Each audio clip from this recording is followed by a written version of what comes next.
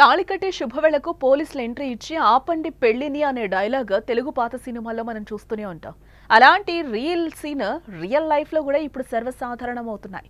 ప్రియురాల్ని మోసం చేసి ప్రియుడు మరో పెళ్లి చేసుకుంటున్న సమయంలో, అదే విధంగా ప్రియుడికి తెలియకుండా ప్రియురాలు మరో వ్యక్తితో మూడుముళ్ళు వేసుకుంటున్న సందర్భంలో చివరి క్షణాల్లో వివాహాలకు బ్రేక్ పడుతూ ఉంటాయి.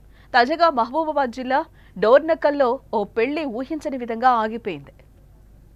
డోర్నకల్కు చెందిన మహేష్ ఓ యువతితో ప్రేమలో పడ్డాడు. ఇద్దరికీ ఒకటే ఊరు, ఒకటే స్కూల్ కావడంతో వారి పరిచయం కాస్త ప్రేమగా మారింది. మహేష్ చదువు పూర్తి చేసుకుని ఇంటి వద్దే ఉంటూ ఉద్యోగ ప్రయత్నాలు చేస్తూ ఉండగా, యువతి మాత్రం చదువుకుని సెంట్రల్ బెటాలియన్లో కానిస్టేబుల్గా బెంగళూరులో విధులు నిర్వహిస్తోంది. అయితే నెల రోజుల క్రితం ఇరువురు హైదరాబాద్లో సంప్రదాయబద్ధంగా ఇంట్లో తెలియకుండా వివాహం చేసుకున్నారు. అయితే వారి వివాహం ఇంట్లో వారికి తెలీదు.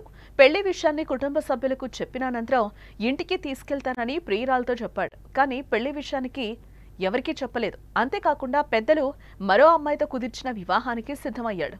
మే 13వ తేదీన తెల్లవారుజామున 5 గంటలకు వివాహ ముహూర్తం. ఇక పెళ్లికి అన్ని ఏర్పాట్లు కూడా జరిగిపోతున్నాయి. మహేష్ పెళ్లి విషయాన్ని తెలుసుకున్న ప్రియురాలు హైదరాబాద్ నుంచి పోలీసులకు ఫోన్లో ఫిర్యాదు చేసింది.